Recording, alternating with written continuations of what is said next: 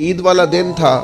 حضرت فاروق اعظم رضی اللہ تعالیٰ عنہ نے نبی پاک علیہ السلام کے مصلی پہ کھڑے ہو کے لوگوں کو عید کی نماز پڑھائی، لیکن گھر جگ گئے تو اچانک آنکھوں میں آنسو آ گئے، اور وہ آئے تو وہ تیز ہو گئے آنسو، تو گھر والی کہنے لگی آپ کا ہر جگہ یہی حال ہے، آج عید کا دن ہے مسرت کا اور آج بھی آپ رونے لگے۔ آپ فرمانے لگے تو ٹھیک کہتی ہے، مجھے بھی اندازہ ہے کہ آج خوشی کا دن ہے، عید الفطر ہے، روزے گئے ہیں تو رونا نہیں چاہیے، خوشی کرنی چاہیے۔ تو کہا پھر آپ کیوں رو رہے ہیں؟ تو فرمانے لگے بس کیا کروں، دل نرم ہے، ایک بات یاد آ گئی، اس نے رلا ڈالا ہے۔ اور حضور کیا یاد آیا؟ فرمانے لگے میرے دل میں خیال آیا ہے عید تو اس کی ہے نا جو قبول ہو گیا ہے، جس کے روزے قبول ہو گئے، جس کی نمازیں قبول ہو گئی،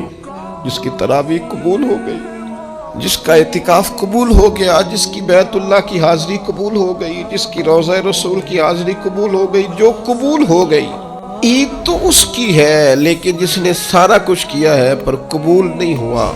تو اس کو پھر میری طرح رونا ہی چاہیے، اس کے لیے رونا ہی تو ہے۔ وہ یارو اگر وہ کرے قبول تو بڑا کریم ہے، ورنہ حال یہ ہے کہ کچھ نمازیوں کے لیے بھی بربادی ہے، کچھ قاریوں کے لیے بھی بربادی ہے، کچھ ایسے صاحبان علم بھی ہوں گے جو صبح قیامت معاذ اللہ ثم معاذ اللہ، حضرت ابو ہریرہ فرماتے سب سے پہلا حساب ہی قاری کا، سخی کا اور شہید کا ہوگا، اور ان کی اپنی تسنع، ریاکاری اور دکھلاوے کی نیتوں کی بنیاد پر ان کے اعمال دھتکار دیے جائیں۔ دعا کرو اس کے حضور قبولیت ہو جائے، اگر تو وہ کر لے قبول ہو جائے مہربانی، تو حضرت صدیق اکبر جا کے حضرت بلال حبشی کو خریدنے کے لیے کھڑے، کہتے ہیں میرا گورے رنگ والا غلام رکھ لے، یہ کالا حبشی غلام مجھے دے دے۔ حضرت بلال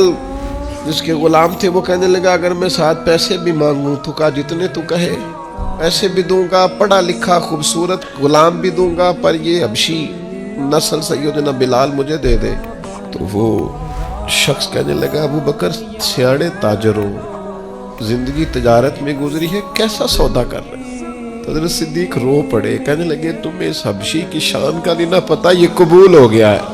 یہ قبول ہو گیا ہے، جو تو ہو گیا نا قبول، جس کی تو ہو گئی قبولیت، جس پر تو ہو گیا فضل، وہ تو نجات پا گیا اور فلاح پا گیا، لیکن قابل بڑا تھا، قیمتی بڑا تھا، رنگ بڑا خوبصورت تھا، قد بڑا اونچا تھا،